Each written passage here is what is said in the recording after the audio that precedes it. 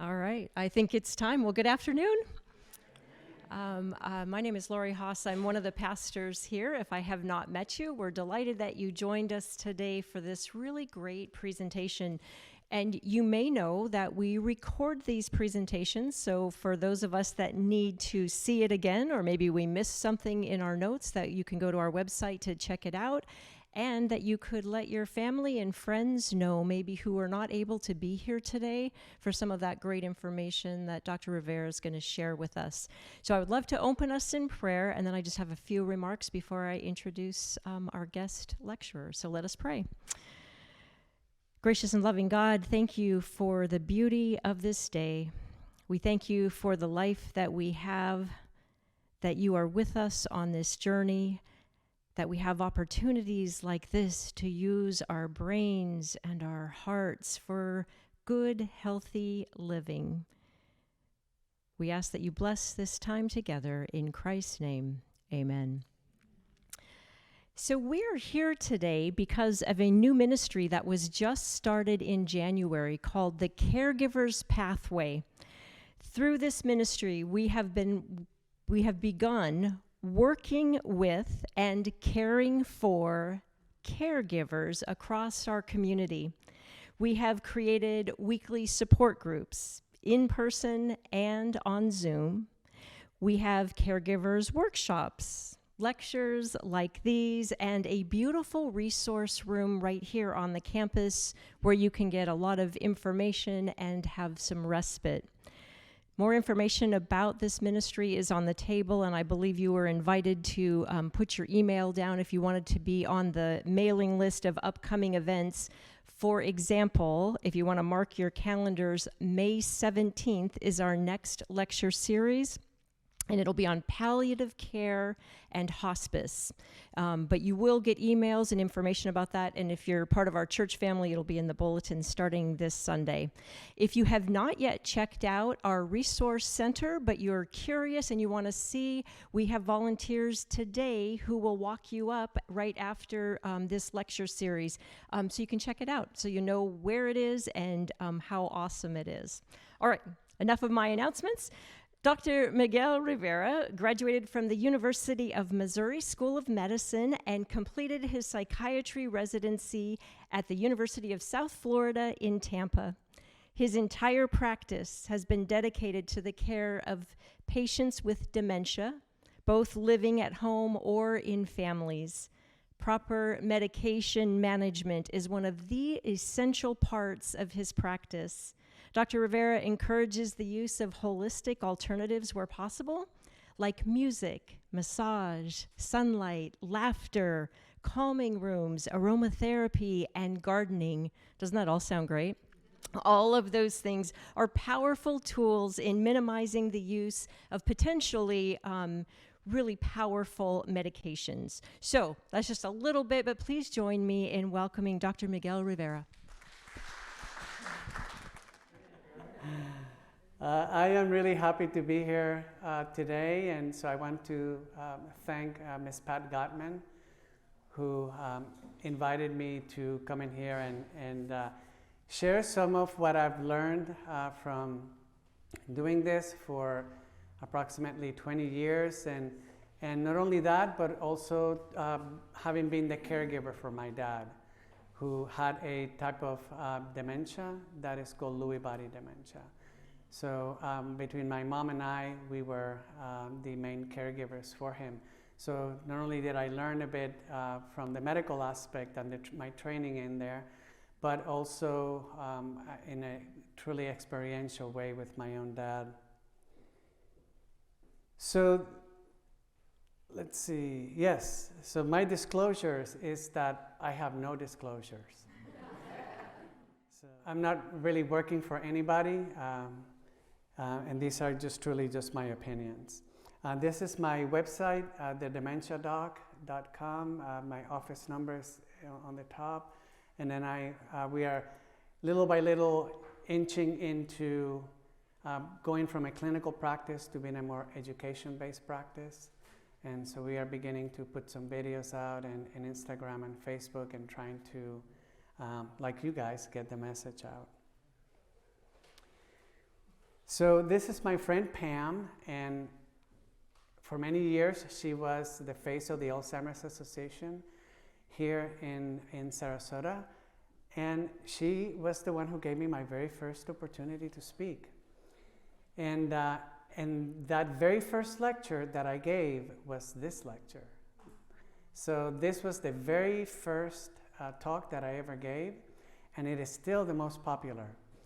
During the pandemic, I gave this talk at Harvard University at the Mass General, the Dementia Care Collaborative. So I hope that you find it useful. Because as my Uncle Al here used to say, we cannot solve problems using the same thinking that we used when we created them. So something that I've tried to keep in my own mind here recently has been to keep a learner's mindset, to not just accept things and to be a believer, but to be inquisitive, you know, to question things, to maybe, you know, be a little bit of a rebel. And because that's what kind of will get us to the next level of thinking and awareness. And so I think we can trust what he said. And in keeping with that, then this is another really great quote that is one of the guiding principles in my practice. And that is that any symptom in an elderly person should be considered a medication side effect until proven otherwise. So when I see a new patient, the first thing I am thinking about is, what can I get rid of? You know, is he taking or is she taking anything that is conceivably responsible for the symptoms that we are seeing? So this is really important, that before you add anything, to make sure that everything that is in there is actually doing what it's supposed to be doing. So I'm going to present to you 3 little case scenarios that are real patients of mine. And hopefully they will embody some of the principles that I want to leave you with today. So this first patient was a 79-year-old lady, long-term care resident, so she was in a skilled nursing unit. And she was actually the retired director of nurses from the facility where she was now a patient. She had a history of Alzheimer's disease, heart disease, transient ischemic attacks or little mini strokes, and diabetes. I received an urgent consult for the sudden onset of mental status changes. So she was more confused, disoriented. She had a new onset of visual hallucinations, agitation, and she was delusional that people were trying to poison her. She was up all night and sleeping all day. So she had what we call circadian rhythm disruption. And her labs were all essentially negative, and she was taking a really powerful medicine called Risperdal, which is an antipsychotic drug. And the staff tells me that it is not helping. And when we review the medications and we review what's been going on with her recently, we see that she had a recent skin rash. Okay, patient number 2 is a 68-year-old male, also in a rehab facility after experiencing several falls and then breaking a hip, going to the hospital, and then checking at this facility, which was 10 minutes from here. So retired CPA, divorced, lived alone. Per the daughter, no history of previous falls, then had 7 falls in 5 days. The last one resulting in that hip fracture.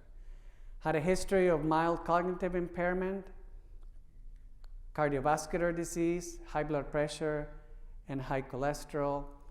And then the recent hip surgery. Yeah, you can already see it. Okay, so history of high cholesterol, recent hip surgery, delirious in the hospital, and we will talk a little bit about what delirium is. Ripped out his IVs, agitated since was admitted to rehab, waxing and waning, which is another important thing to notice, that people who are delirious can be okay right now and be totally off the chain the next second and then go back to being pretty much normal. So this kind of up and down is very indicative of delirium.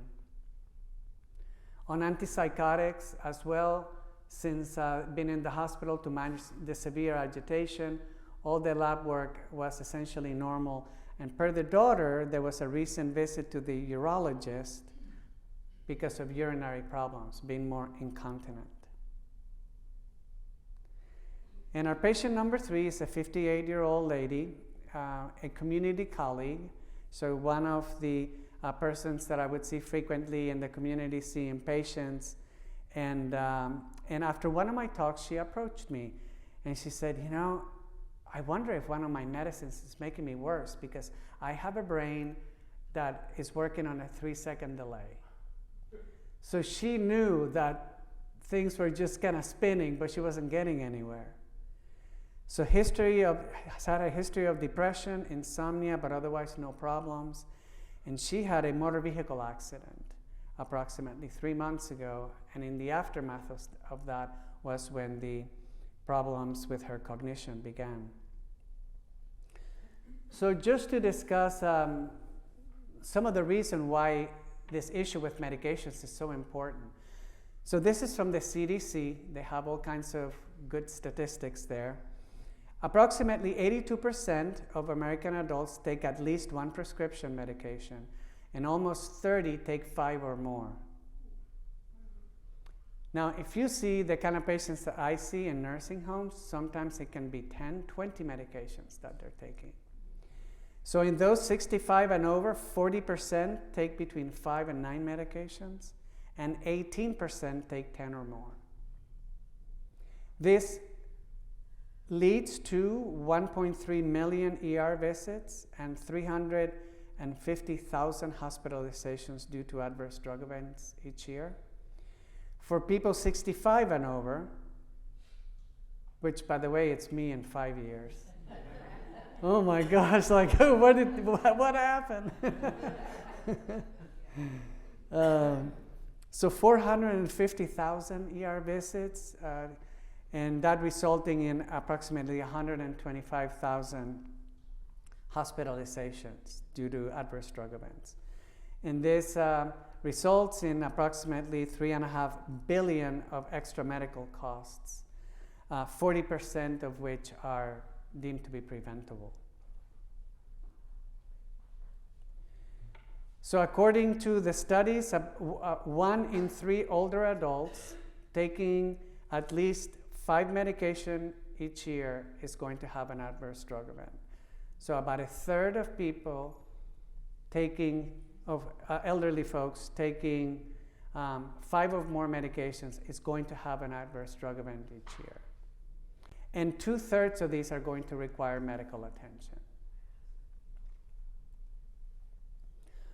Older adults, age 65 and over, are 2.5 more likely to end up in the ER, in the emergency room, and 7 times more likely to be hospitalized because of something that the medications are creating. If adverse drug events were an illness, it would be one of the most common causes for death in the United States, like between the 4th and 5th cause of death. Okay, so this is from the CDC. This is exactly what the page looks like. And it says that an adverse drug event is when someone is harmed by a medicine. And these are some of the statistics that I quoted, how older adults end up in the ER much more than younger folks. And what's important is that most of the time that we end up in the ER because of an adverse drug event, it's usually one out of a small group of medications. So most of the hospitalizations are due to only a few drugs that should be monitored carefully to prevent problems. So if you're taking one of these, it's important to note that. So blood thinners like Coumadin or warfarin that you need to constantly check blood levels is one of them. Medications for diabetes like insulin in particular. seizure medications like Dilantin and Tegretol, and opioid medications for pain, so hydrocodone, oxycodone, Ultram, those kind of meds. Those constitute the vast majority of the reasons why people end up in the ER. So what are some good things that we can do to help with that? Number one, be aware of what you're taking, right? Super important. But there is a publication that they update every few years, which is the Beers criteria. And it's got nothing to do with tasting beer. And it is basically the title says, the American Geriatric Society Beers criteria for potentially inappropriate medication use in older adults. So if you Google Beers criteria, you can put American Geriatric Society Beers criteria, you will be able to pull this up. You can just find it easily online. And we will talk about a lot more about this in a couple of minutes. The other thing to get or to look at is at an online drug interaction checker. So there are several where you can input your medications and it'll tell you whether there's a concern.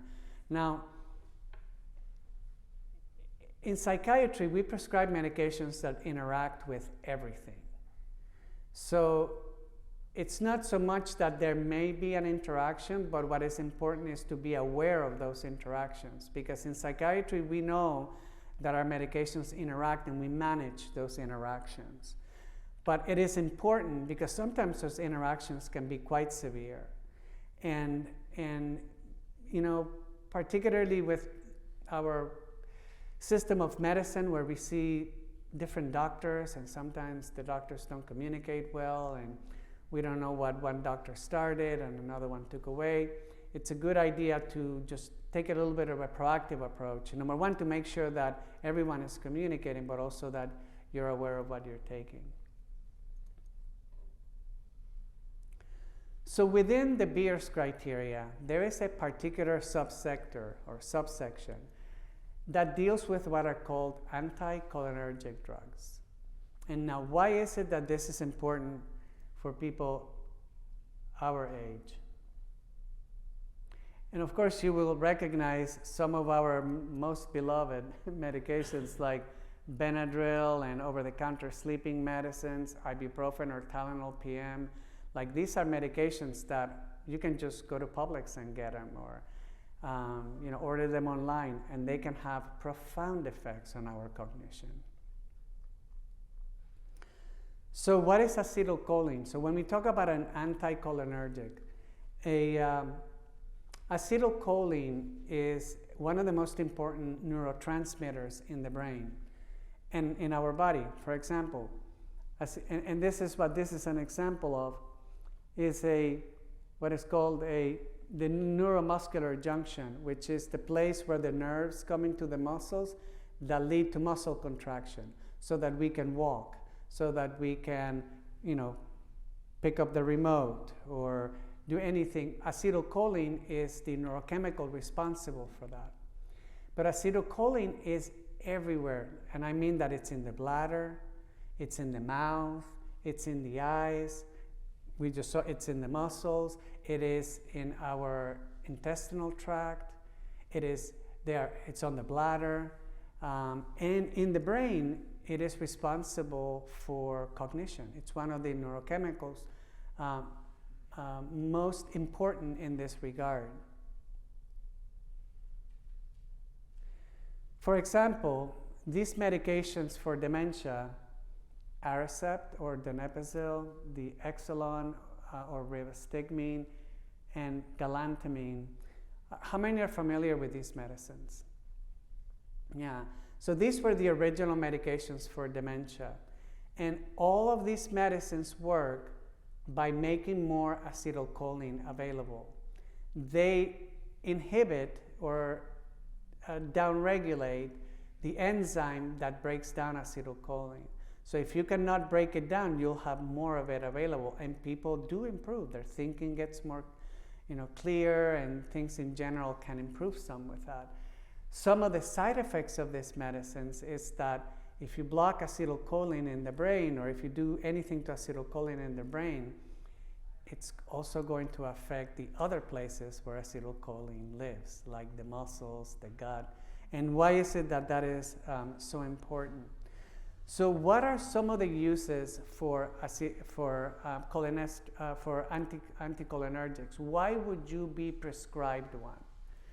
Okay, so anticholinergics slow down the bowel. They relax the bowel. So for people who have gastritis, spasms, diverticulitis, ulcerative colitis, anticholinergics like bentyl can help to relax things, can help, they can relieve nausea and vomiting and abdominal pain and cramping. So they can be really useful for that. Disorders of the genitourinary tract, so things like incontinence, cystitis, which is an inflammation of the bladder, prostatitis, inflammation of the prostate, respiratory problems like asthma and COPD. Most muscle relaxants are anticholinergic drugs as well. Medications for Parkinson's disease, medications for itching, many of the over-the-counter sleeping aids, and medications for dilating the pupil. All of these medications block the action of acetylcholine. So the catch-22 is that as we are using them to help with our muscle spasms, as we use them to relieve the urinary incontinence, as we use them because we're having an allergy and they help with that, at the same time, they're blocking acetylcholine in the brain. And this can lead to significant and dramatic cognitive, behavioral kind of changes. So we will see that in a moment. So look at how many medications you can buy. So these here are all over-the-counter medications that are anticholinergics. And these are examples of prescription medications that are anticholinergic. So for example, NyQuil. We grew up on that, right? NyQuil, Benadryl, Zantac for the stomach, Pepcid, Tylenol allergy multi-symptom, Dramamine for motion sickness, Clotrimazole for allergies and colds, Sominex, medication for sleeping, Unisum, a medication for sleeping. Add to that Tylenol PM.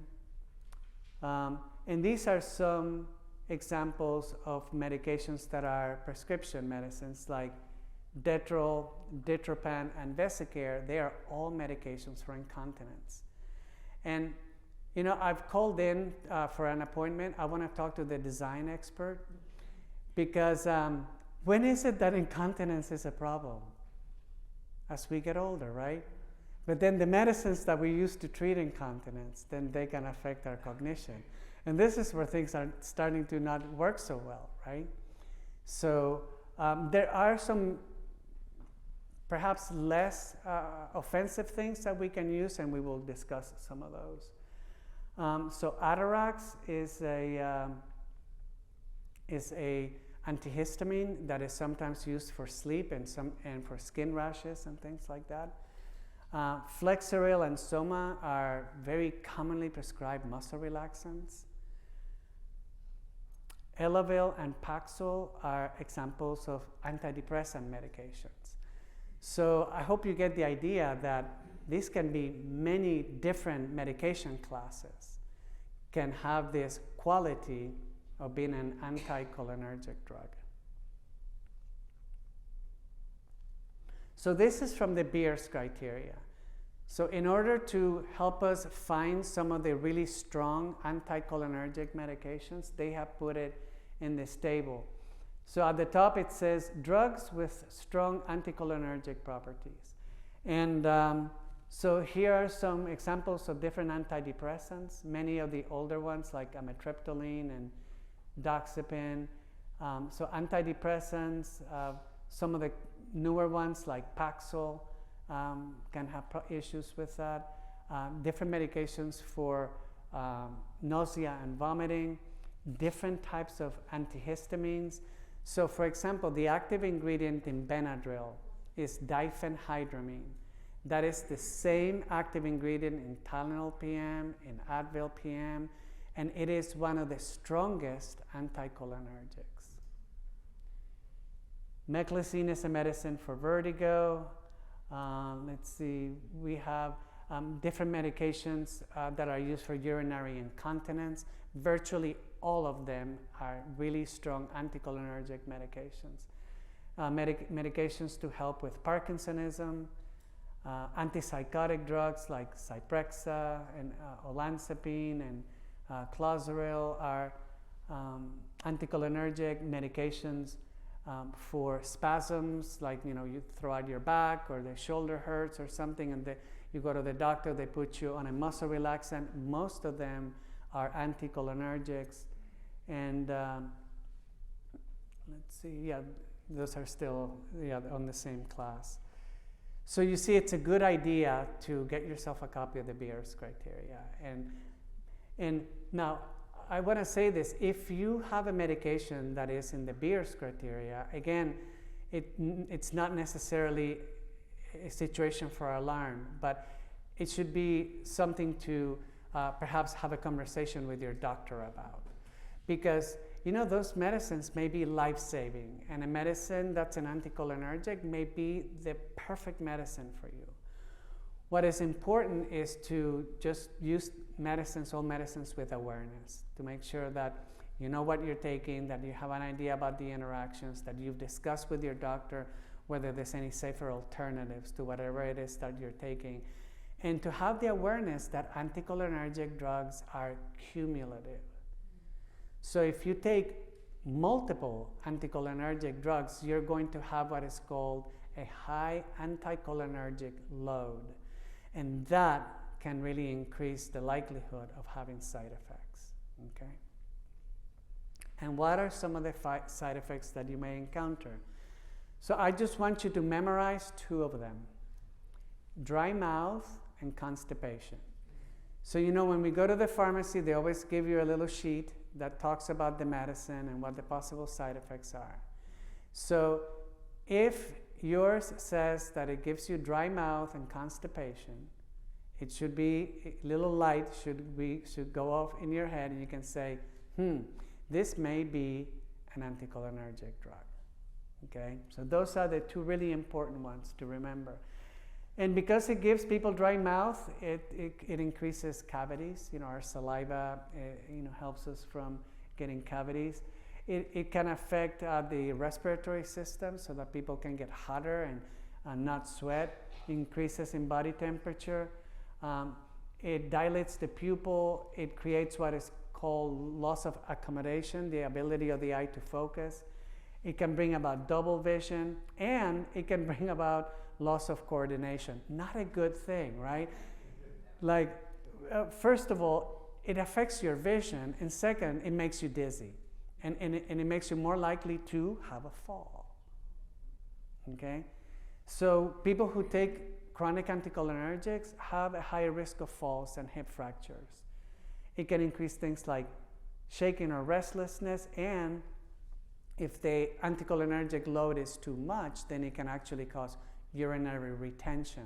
So you see, this is why we use them for incontinence, because their side effect is urinary retention. So we're using the side effect in a therapeutic way.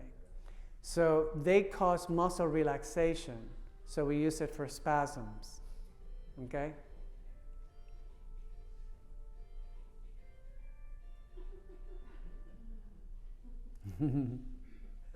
The age of cell phones.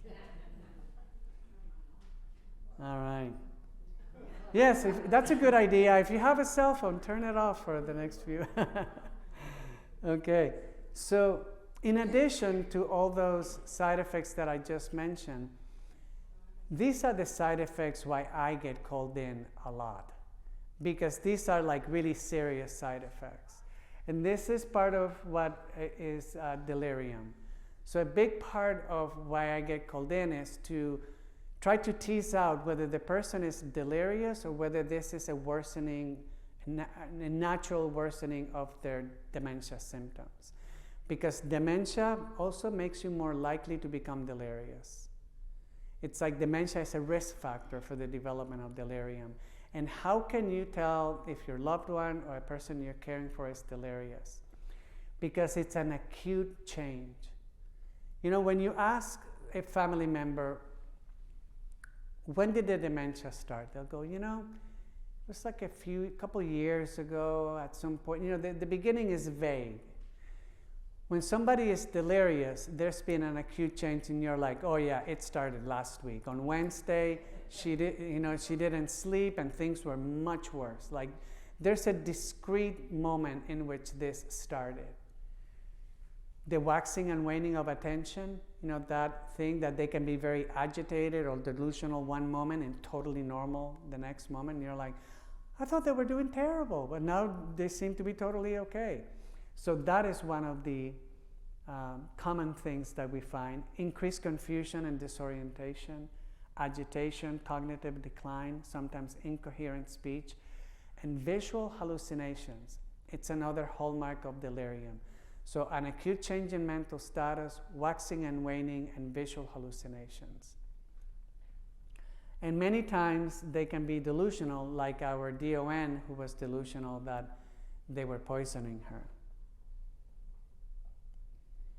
So part of having too many anticholinergics on board is what we call anticholinergic toxicity. And we have this mnemonic that we use when we're trying to memorize them, which is mad as a hat because they're delirious, blind as a bat because of all those eye changes, red as a beet because it affects people sweating and increases body temperature, dry as a bone because it gives you dry mouth and constipation and urinary retention, so things are not really moving, and hot as a hair for the increase in body temperature. Okay, so I just want to show you some of the studies that speak about this, because it's worth to know that I'm just not making this stuff up. So this one says that drugs with anticholinergic properties, cognitive decline, and dementia in an elderly general population, the 3-city study. This is a French study that is a big study where they looked at over 4,000 women and they looked at over 4,000 women and almost 3,000 men, 65 years or older, from a cohort, a group of people from 3 French cities. And what they found was that, so they looked at cognitive performance, they had clinical diagnosis of dementia, whether they got diagnosed with dementia or not, and they followed them at 2 years and at 4 years. So they looked at a lot of people and they looked at them for a long time.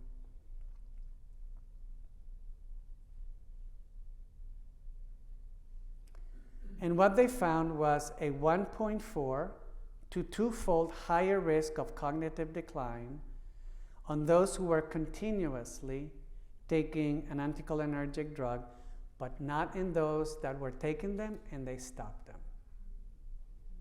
So basically that means that for a while, the cognitive problems brought about by these medicines is reversible. Like if you're taking Tylenol PM every night, or you're on a medication for your bladder or something like that, and you stop taking it, of course, not by yourself, always talking to your doc, and you can reverse some of the changes. Okay. And in particular, in the case when I have somebody who already has, let's say, moderate to severe dementia who gets delirious because they're on an anticholinergic, even though their dementia doesn't necessarily go away, but the delirium does. Okay. So they said the risk of incident dementia over the 4-year follow-up was also increased with the continuous users, but not in those who discontinued the use of these anticholinergic drugs. So their conclusion, elderly people taking anticholinergic drugs were at an increased risk for cognitive decline and dementia, and discontinuing these medications was associated with a decreased risk.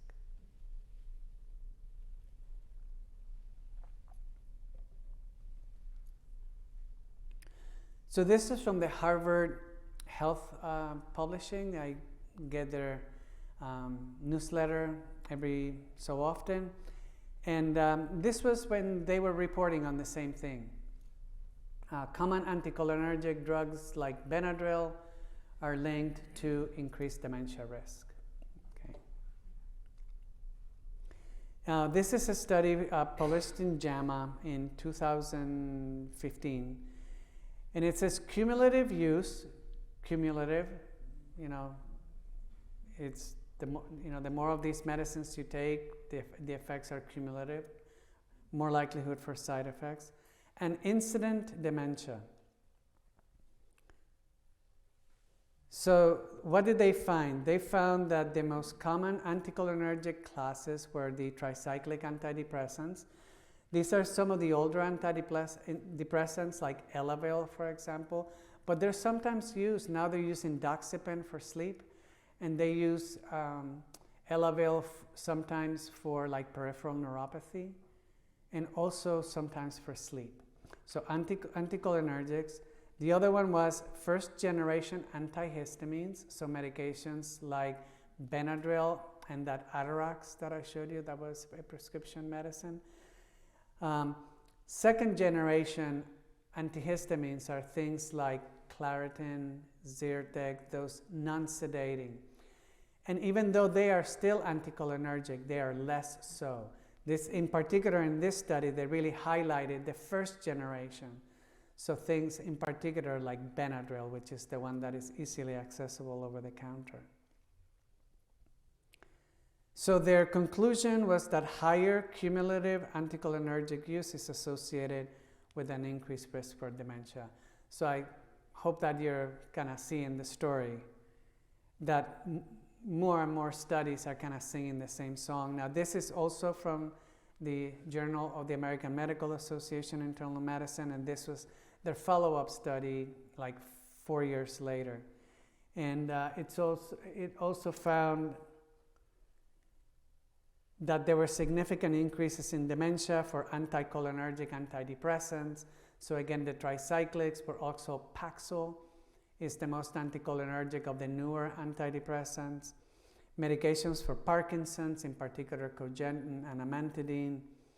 Antipsychotic drugs, medications for the bladder, for incontinence, and medications for seizures. So a lot of the ones that the CDC was already pointing towards. So their conclusions: exposure to several types of strong anticholinergic drugs is associated with an increased risk for dementia. Now, I think that this is an important statement because they didn't say these medications cause dementia, but these medications are associated with dementia. Because I think that, in particular, up to a certain point, if you become aware that you're taking one of these medicines again and you, with the help of your doctor, you stop it, then you should regain, at least, I would imagine, a significant amount of whatever cognitive problems you may be experiencing. It's a little bit more difficult once the dementia is already established. So these findings highlight the importance of reducing exposure to anticholinergic drugs in middle-aged and older people. Okay. Now this is an interesting study that was published in the Journal of the American Geriatric Society in 2006. And what they did was that they looked at a population of people 65 and over with dementia that were going to an outpatient clinic. And what they found was that approximately 50% of them, so 50% of the people who already had dementia were taking at least one anticholinergic drug. Yeah. So, and 20% of them were taking a psychotropic. And I wonder if that psychotropic was there because of the side effects that the anticholinergic was bringing about. Yeah, so the authors say, despite their cholinergic deficit, a substantial portion of patients with dementia are exposed to anticholinergic medications. So it's high yield to be aware of these medications. So the point of this slide is just to see the different medication classes where the medications have the potential to be anticholinergic. Like the first one for the GI, medications for diarrhea, medications for spasms, gastric acid reducers, medications for GERD, muscle relaxants, medications for Parkinsonism, medications for urinary incontinence, antihistamines, antidepressants, medications for vertigo, antipsychotic drugs, medications for the heart, medications for pain. A lot of these medications have anticholinergic properties to it. But you already know what to do, right? So what was the key? If it gives you what and what? Okay, you each everybody gets a gold star. That's it. So that's the key. Again, if it gives you dry mouth and constipation, ding, ding, ding. Okay, so now that I've scared you enough, some safer alternatives. So for example, for allergies, now these are things that I use. These are my attempt to eliminate the anticholinergics from my life. So I use an neti pot.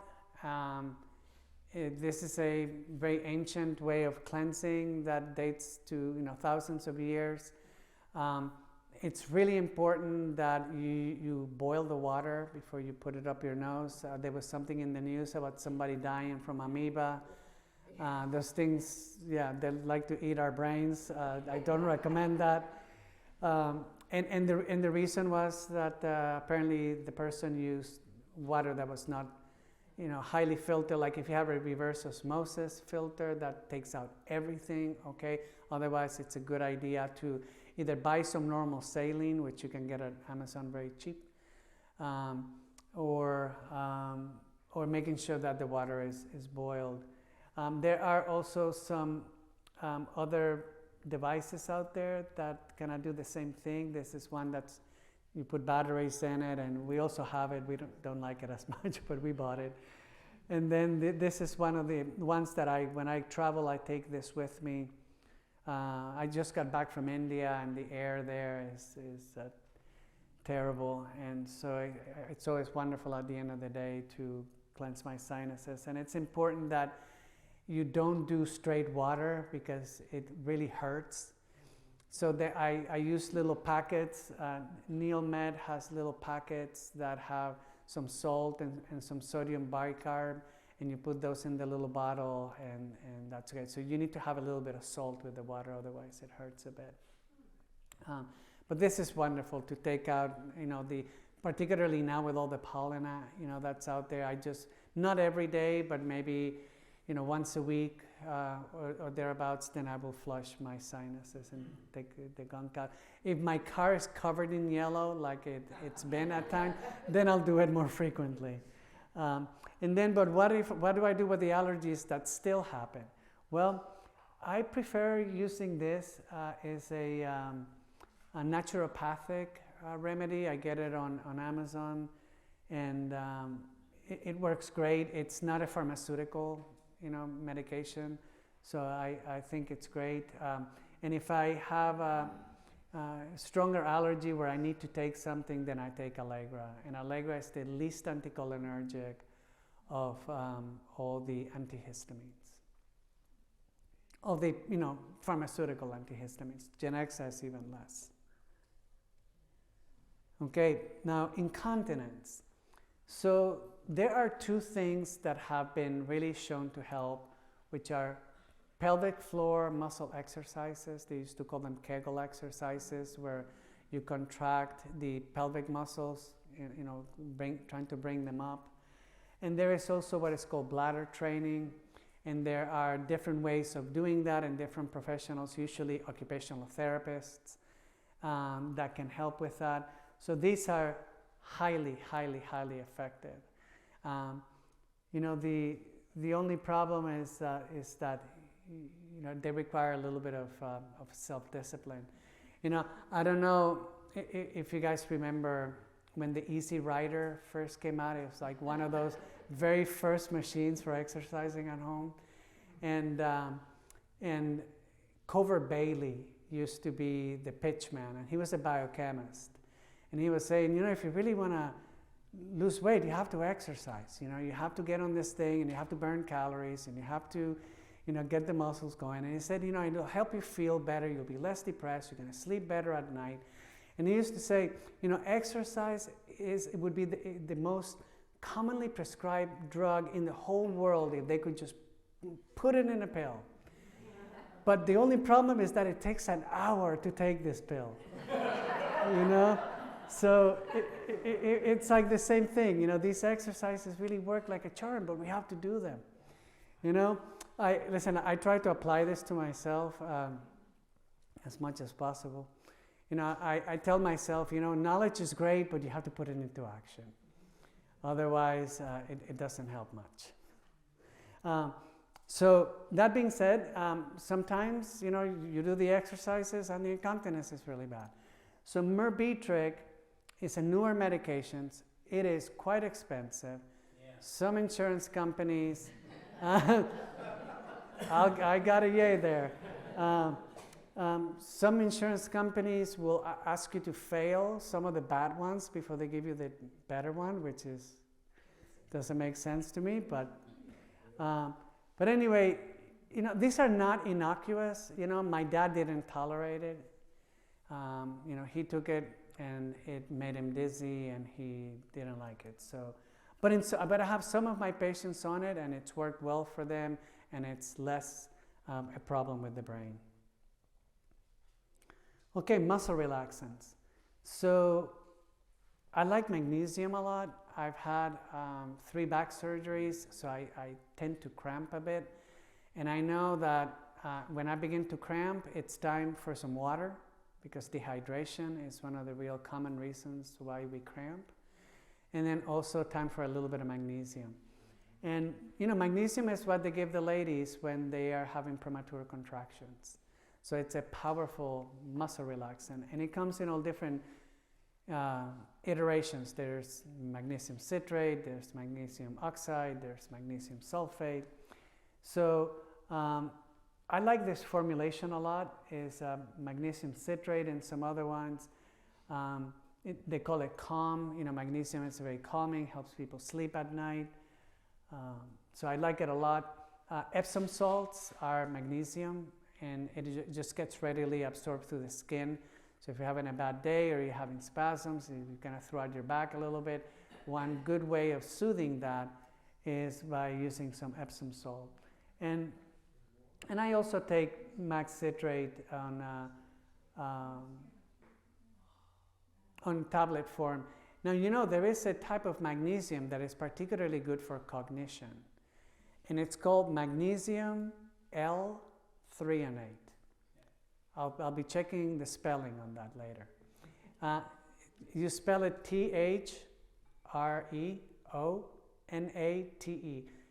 My understanding is that it was discovered at MIT, and it is the one form of magnesium that actually crosses the blood-brain barrier. And there it helps to protect the cells and the neurons, and it helps in the creation of new connections. So it's probably worthwhile thinking about that. Magnesium L-threonate. T-H-R-E-O-N-A-T-E.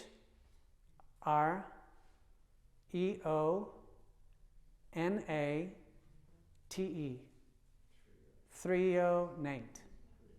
Is it prescription? No, it's over the counter. Yeah.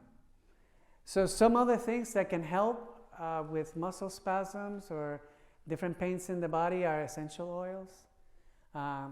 Also, chamomile tea also has a soothing effect. So chamomile and peppermint can be really effective for that. Of course, during the pandemic, there weren't so many of us going out to get massages, but I think we are getting a little bit bolder. And I know that I love getting a massage. Until the pandemic started, I would get one every single Friday. You know, it was like something really good to do for myself every week. And if you need to take something, scalaxin is the most benign of all the muscle relaxants. All the other ones, whether it's Soma or Flexeril or Robaxin or any one of those, they're all really strong anticholinergics. So scalaxin is a good choice. Okay, so what are some of the things, as you remember, a lot of the problems with the anticholinergics is that it's in a lot of the sleeping medications that you can buy over the counter. So some things that you can do, maybe let's start over here, is, so these are the things that are, let's say, the lifestyle things that you can do. So the first one is getting plenty of sunshine and fresh air. First thing I do when I get up in the morning, I use the restroom and then I go outside to the lanai. And I'm out there for maybe 5 minutes, just letting that sunshine hit my face and my eyes, because that is how the brain knows when it's daytime and when it's nighttime. So circadian rhythm disruption is a major problem. And the best way to get back in sync is to get enough sunlight. Physical activity, increases the deeper stages of sleep. The most restorative stages helps us to fall asleep more quickly. If you're going to take a nap, don't nap for longer than an hour. Avoid late, heavy, spicy meals. I try to eat at least 3 hours before I go to bed, maybe more if possible. I usually eat my last meal of the day around 8 and I try to go to bed around 11. Avoid excess fluids after dinner, because if it goes in, it's going to come out.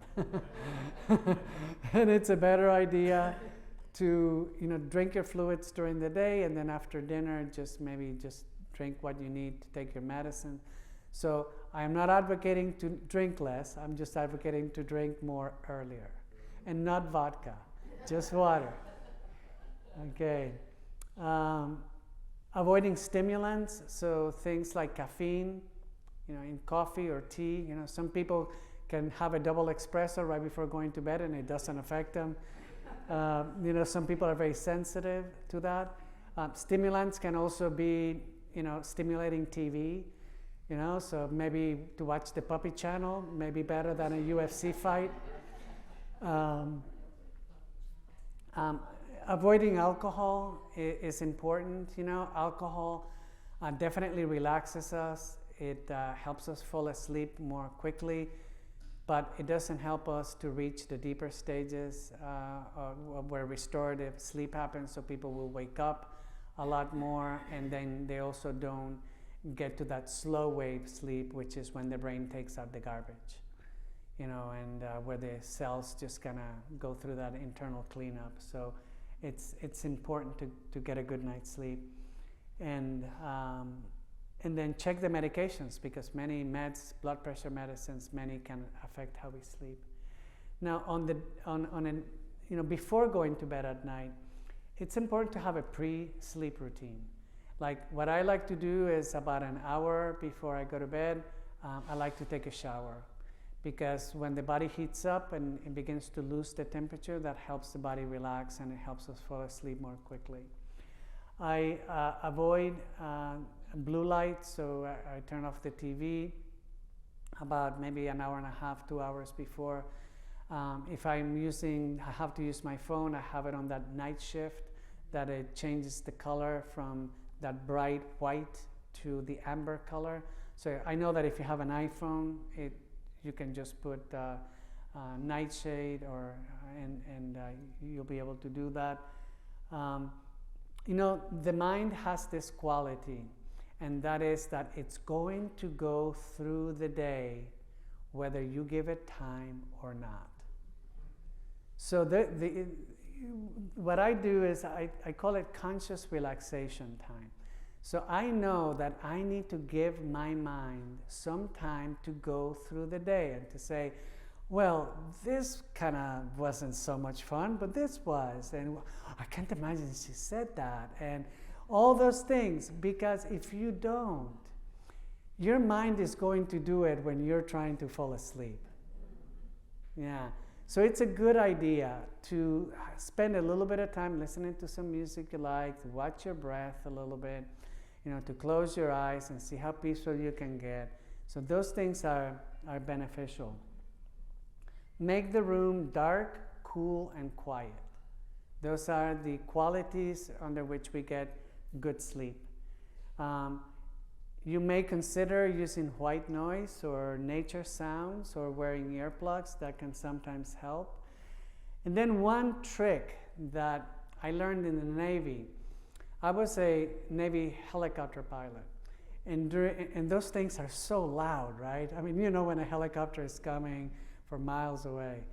And I started noticing, so when I was in that training, we had the instructor and two student aviators. And so one of them was flying the aircraft while the other one was in the back, kind of looking for other students that were flying. And, I was in the back just trying to be as alert and as awake as I possibly could. And I fell asleep every single flight. I couldn't stay awake. And then it just occurred to me. I said, maybe the reason why I can't sleep at night or have trouble sleeping is because I'm trying to fall asleep. And when I'm trying to fall asleep, it immediately means that you're in some way in disagreement with what is. And then what happens is that we kick in our sympathetic nervous system. You're like, oh, dang, I need to be up in 6 hours, 5 hours, 4 hours, And then you, for sure, are not going to be able to fall asleep. But try this. See how relaxed you can get while you try to get asleep. While you try not to fall asleep. There we go. You try to see how relaxed you can be while you remain awake. And you will see it works wonders. Because it is our worry that we're not going to get enough sleep that keeps us awake. Yeah. Or, the number one complaint that I hear is people saying, I can't shut off my mind. Oh, yeah. Yeah, I can't shut off my mind. Well, give it some time to unwind. And then instead of wanting it to shut off, you just witness it. Wow, that kind of stuff I think about, So it's a good idea to begin to make a little bit of that witnessing relationship with ourselves. It makes a difference. Okay, so let's see if you are paying attention. So here's our retired director of nurses who had a sudden onset of mental status changes. What's the other name for that? Yes, delirium. And this person had visual hallucinations and the delusions of being poisoned. And she had a skin rash. So what do you think happened? They put her on Benadryl, and that's exactly what happened. She had a skin rash, they put her on an antihistamine, they put her on Benadryl, and things really went south. Okay. Our retired CPA that had the 7 falls in the 5 days, who, per the daughter, never had falls, but went to see the urologist for incontinence problems. Guess what happened? Yeah, they put him on one of those medicines that block acetylcholine, for sure. Okay, and last but not least, the social worker that had her brain was working with a 3-second delay, and she had a motor vehicle accident, and what do you think happened? They put her on a muscle relaxant, and it created that slow thinking. Yeah. All right. Well, thank you very much.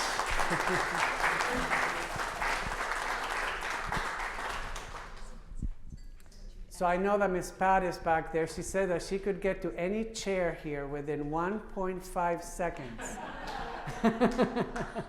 One question at a time, but we'll get them all. So if you have any questions, I'll be happy to try to answer them. My question is maybe a little unusual. I have a mentally impaired daughter, 53, living in a group home in Pennsylvania, and I do an IEP or ISP, for her. So I know she's on like 20-some medications. What is your recommendation to me as her mom and her advocate to look over these and possibly spot some danger signs? Because she has many different physicians that prescribe things for her. So, two things come to mind. The first one is get a second opinion. See if there's anybody that has a really good reputation in the community, that may be a good pharmacologist, and see if you can, that would be my first choice. So you're saying pharmacologist? Right. So not an MD, not another physician. Oh no. I mean, I am a pharmacologist. Okay. Yeah. No. So Okay. somebody who's well trained in medications and the metabolism of the medicines. So psychiatrists are generally very good at that because it's kind of bread and butter that we do. The biggest truth is that I don't think I know any psychiatric medicine that doesn't interact. But she's also on some for incontinence. All the things that you put up there, it's a description of what she's taking. Yeah. So, the second, perhaps less, let's say, viable alternative would be for you to do the research. Okay. And to print out the Beers criteria and to take a look at the medicines that are there and to go to an online interaction checker and put in the medicines there because, like Medscape has one, RX Drugs has one. I mean, there are many. You just Google drug interaction checker and there'll be several that come up. Thank you. Thank so you. you will can do that and that Thanks, may Pat. help. Thank you very much. Sure. Did I see your hand? Yes. Can you speak to a couple of medications specifically, Zolpidem, which is Ambien for sleep, and tamsulosin for urinary stuff? Sure. So all medications for sleep are tricky. So talking about the Ambien, there's been some fairly recent, evidence, Ambien in particular, the relationship to that and motor vehicle accidents and things like that is pretty well established. Medications for sleep in general don't have really great outcomes. They can make people's cognition worse. They, as a class, they increase mortality. So, however, we need to sleep. So I totally understand, why those are still a really very commonly prescribed, class of medicines. So, I wish I could tell you that there were many others that are more benign, but, outside of, melatonin, which is very mild, compared to Ambien, so it may not really be enough. There's not a lot of really much safer alternatives out there. So I would recommend, getting sunshine every day, getting some, sunshine and fresh air, getting some physical activity every day, and undertaking some activity that helps you to be more comfortable under your skin. So what I mean by that is some yoga, some Tai Chi, some Qigong, exercises that engender breath control, because breath control engenders relaxation and calmness. So anything at all that can help you, because before you fall asleep, the brain needs to be on alpha. There's different types of brain waves. Like right now we're all on beta. So beta, we're kind of paying attention, or, oh yes, no, there's bad. We're like out here scanning.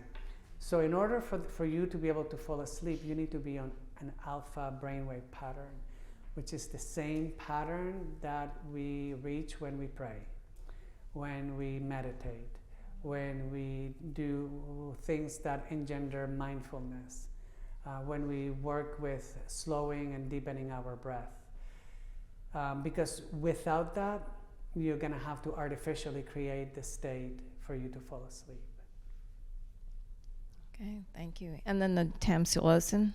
And then the tamsulosin is, it's a medicine actually to help people go, not to keep people from going.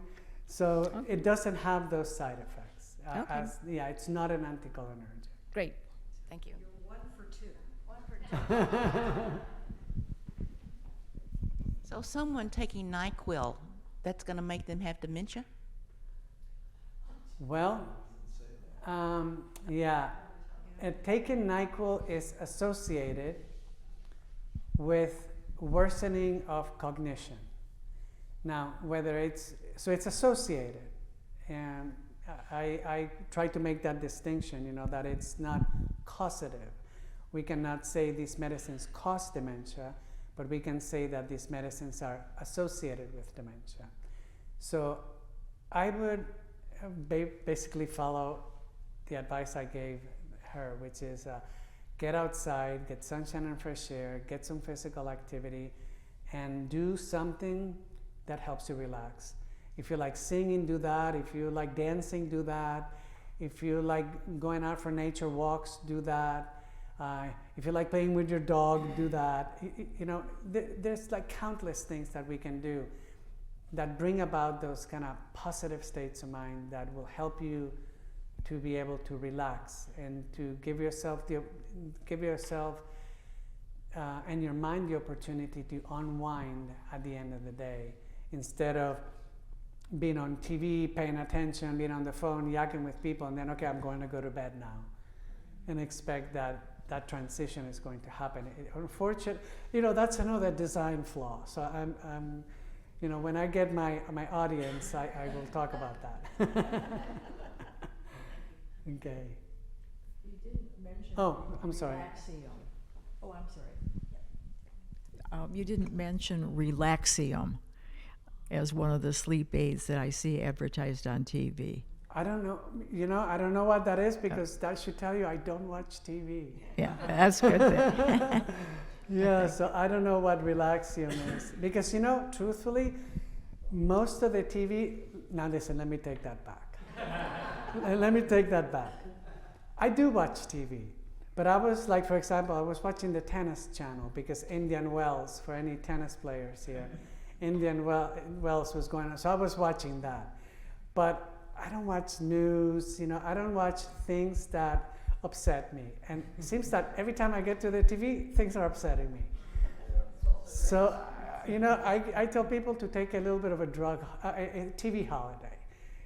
Just if you want to sleep better, just how about if you watch no TV and you watch no news for 7 to 10 days?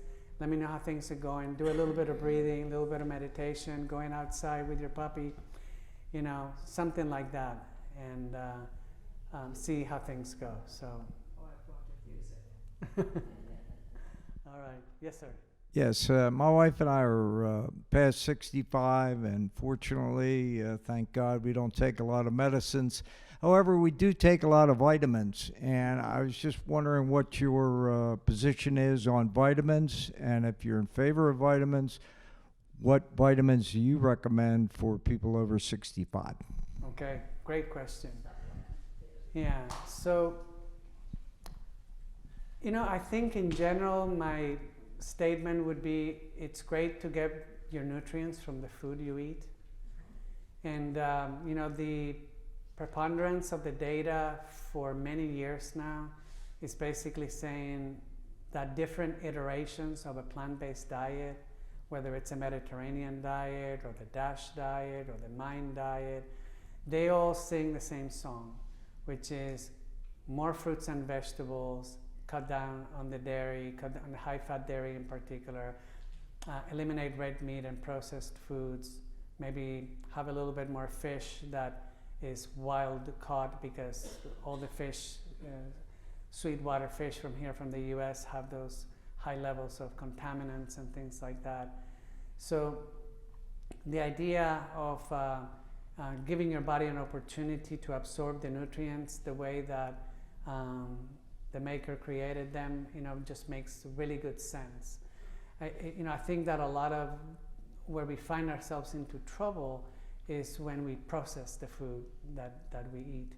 And more and more studies, like a couple more studies just came out recently that were saying basically that the Mediterranean diet, which is a plant-based diet with some extra olive oil and maybe a little bit of wine, can be, well, not can be, has been shown to be really beneficial for the heart, for the brain, for many things. So now that being said, I am a vegan, so I eat a completely plant-based diet, and I definitely supplement with some things.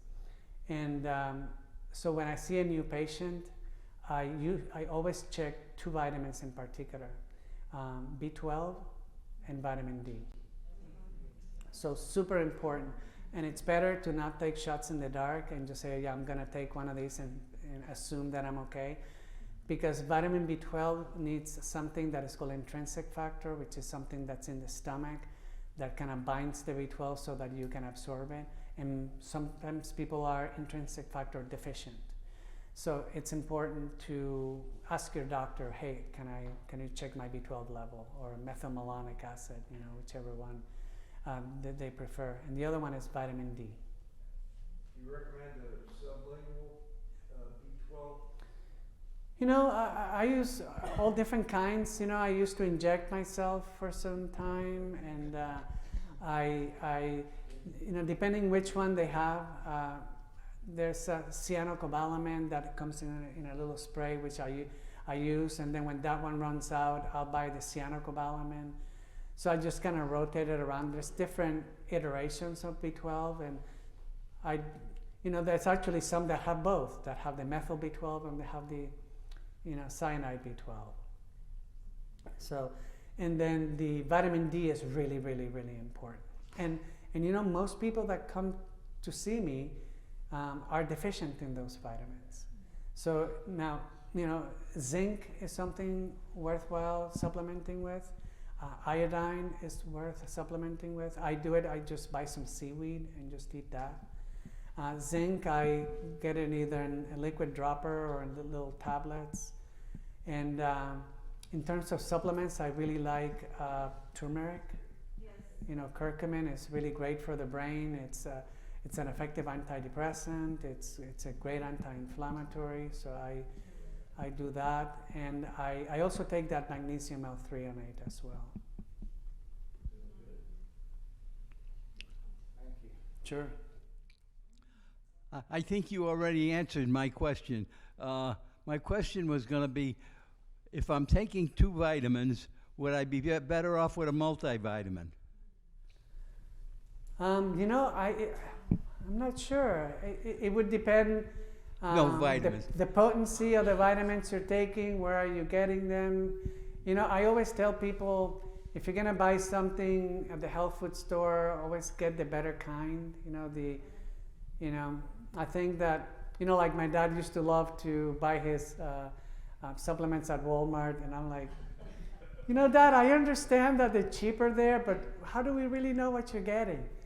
You know, so I recommend, you know, just buy the best ones that you can afford, whichever ones you feel are you know, a good, reputable quality. In general, health food stores and you know, places like Whole Foods or Earth Origins, they tend to have better quality products there. Thank you. Certainly. I apologize if you mentioned at the beginning, I missed the first couple of minutes. So outside of the standard, you know, yes, my parents take NyQuil every night to fall asleep, put that off to the side. If they have a cold and for whatever reason they take something like that, how quickly does the impact to the brain and the cognition take place? I mean, is it a 1 week you're in trouble, or is it, no, it's got to be chronic that you're using it for that issue? Yeah, listen, I think that short courses, and it also depends on the baseline of the person. Like the more significant cognitive problems they have, the more and earlier on they can be affected. But in general, if it's just a quick course, then, you know, like if there's a need, for example, if there's a need for something for a cold, I would use the Allegra and Sudafed instead of using one of those multi-symptom medicines. Okay, great. And did I hear you correctly also that while it can be cumulative, if you do stop, you actually can? Absolutely. Okay, yes, perfect. yes. Thank you. Certainly.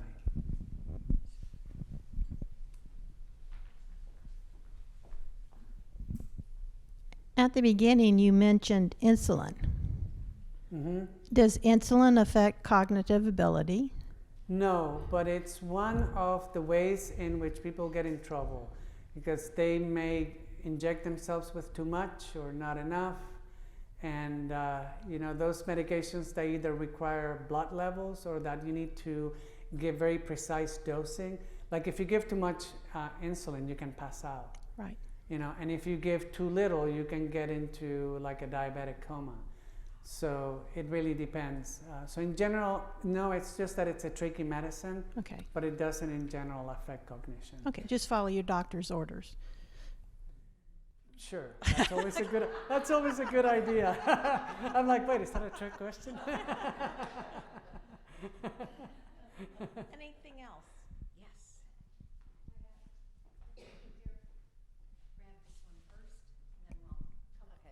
Thank you. My dad takes Flonase, for which I believe is a corticosteroid. Is there any problem with that? You know, funny that you should ask that because in general, steroids do tend to be problematic for the brain. However, I have never really run into a study that really identified Flonase as being problematic for cognition. You know, Flonase is a strong medicine. So if it was my dad that was taking it, I would see if there was a chance to migrate him from that to that, what was the name of it?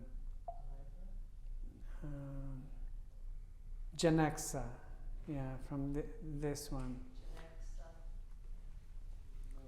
Yeah, which is, you know, organic, non-pharmacologic, you know, very benign.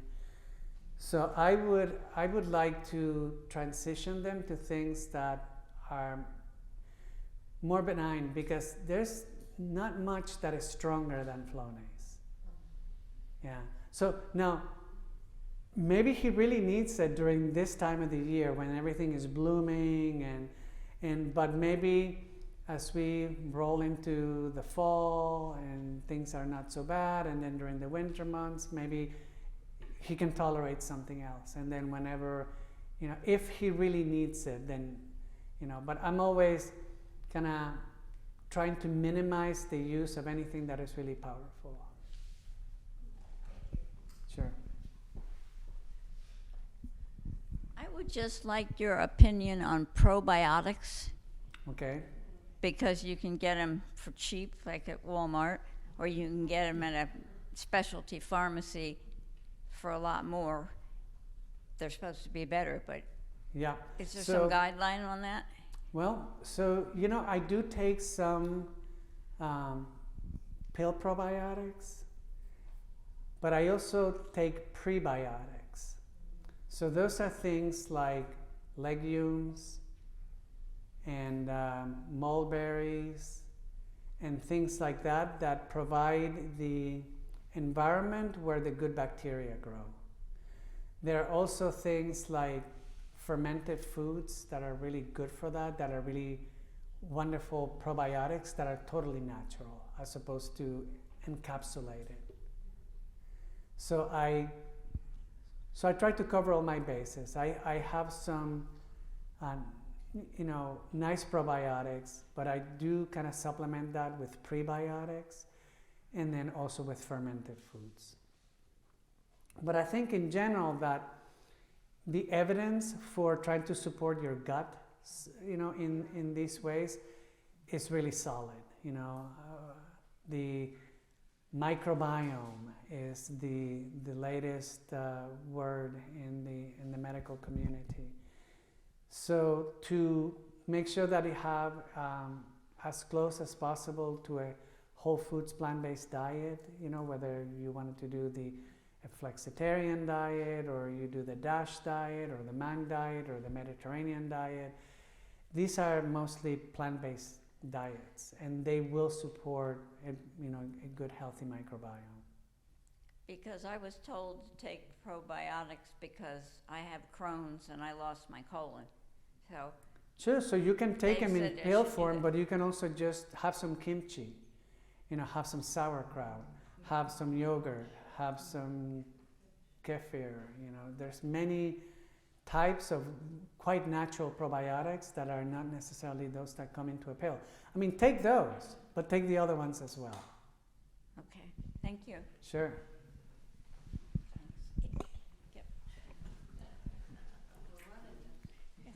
Get my workout. Thank you. What about the daily aspirin regime or daily Tylenol for arthritis? Huh. It's so funny because I have a friend who went to medical school with me, and his name is also Miguel. And one day we were talking, and I was asking a similar question, and he said, Miguel, I think that the only thing we should do every day is breathe. Because if you have had circulation problems, like a little TIA, or you have AFib or something like that, where to take a baby aspirin every day was recommended to you, I think that there is really strong data to support the use of that. Actually, I think that the data is superior to some of the other things like Plavix, for example. The Tylenol use, I think that Tylenol can be tricky with the mitochondria. It can lead to mitochondrial dysfunction. And the mitochondria is the part of the cell where the energy is generated. You may want to read up about that. And because if you need to take something, or if your loved one needs to take something for arthritis or physical discomfort, I would say to give turmeric a try. Yeah, and I like the one from Life Extension that is called Ultra Curcumin, or Curcumin Ultra, or something like that. That comes in, because the turmeric is not well absorbed, but if you take it with black pepper and some other things, then it gets better absorbed. And also if you take it with food, it gets better absorbed. You can put it in your oatmeal, you can put it in your salad, you can put it anywhere. And it's interesting because turmeric has been shown to work really well with kind of tinier doses too. So It's not necessarily that you need to take big amounts. But an anti-inflammatory, particularly with just a tiny baby aspirin, I think that because, to use turmeric with some of the stronger blood thinners can sometimes, be problematic. But with just an aspirin, I think that it would be okay to supplement with some turmeric. I think it may be better than Tylenol. Great. Thank you. Sure. Thank you, doctor. Yes. All right. It's almost 5. One more. In light of what you said, a lot of the main prescription drugs, how does a layperson do an adequate risk-benefit analysis with these drugs based on what his physician or someone else has told him to take? Well, I would enlist the help of your physician in helping you understand that. I think that the conversation is really worth having. Do you think physicians are accommodating to that, or they want to hear about that, or they feel like they've already told you what to do, and then you go back and you say to your doctor, I've heard other opinions?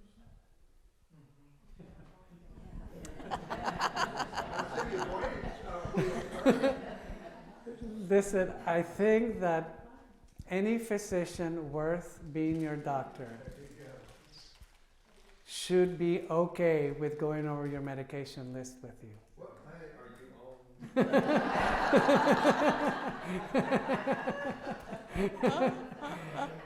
on? I'm in the maker's plan.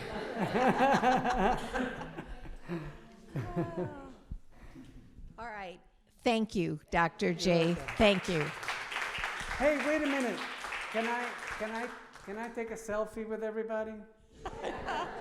All right. Yeah, otherwise my wife is going to yell at me.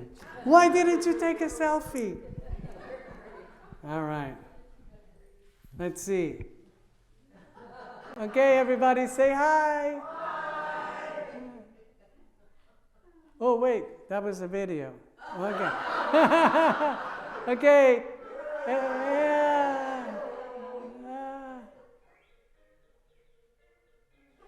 Wait, what is this doing?